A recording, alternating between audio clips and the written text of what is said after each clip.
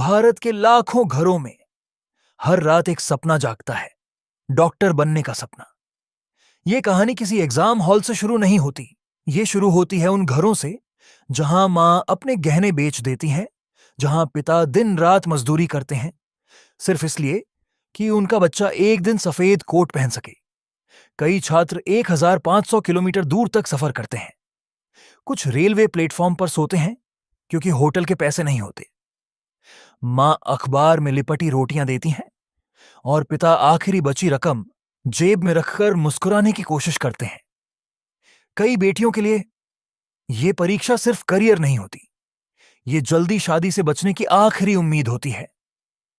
लेकिन परीक्षा शुरू होने से पहले ही सपनों का सौदा शुरू हो चुका था। अंधेरे कमरों में हाथ से लिखे गए प्रश्न पत्र लाखों रुपयों में बेचे जा रहे थे। 20 लाख, 25 लाख, कभी कभी 50 लाख तक। और सबसे डराने वाली बात यह थी कि उन पेपर्स में इतनी तकनीकी भाषा और इतने सटीक शब्द थे कि बिना अंदरूनी मदद यह संभव ही नहीं लगता। कुछ लोगों के लिए 50 लाख का लीक पेपर 1.5 करोड़ की प्राइवेट मेडिकल सीट से सस्ता सौदा बन गया। उधर लाखों ईमानदार छात्र सालों की मेहनत लेकर परीक्षा हॉल में बैठे थे।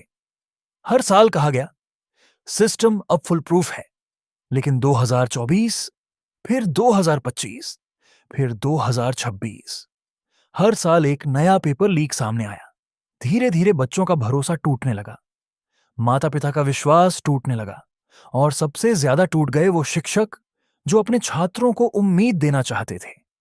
जब कुछ शिक्षकों ने आवाज उठाई तो कई बार उन्हीं पर सवाल उठाए गए। जांच एजेंसियां छोटे लोगों को पकड़ती रहीं, लेकिन असली चेहरे हमेशा धुंध में छिपे रहे। एक कोचिंग सेंटर के बाहर एक लड़का चुपचाप बैठा था। उसके हाथ में आखिरी बिस्किट था जो उसने पास बैठे एक भूखे कुत्ते को खिला दिया। शायद जानवर भी वो दर्द समझ पा रहे थे जो इंसान नहीं समझ पाए। लेकिन कहानी यहीं खत्म नहीं होती।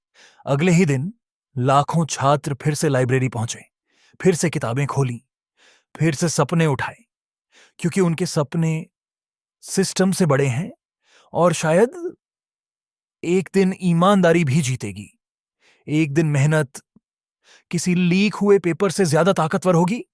तब तक 23 लाख सपने अब भी लड़ रहे हैं।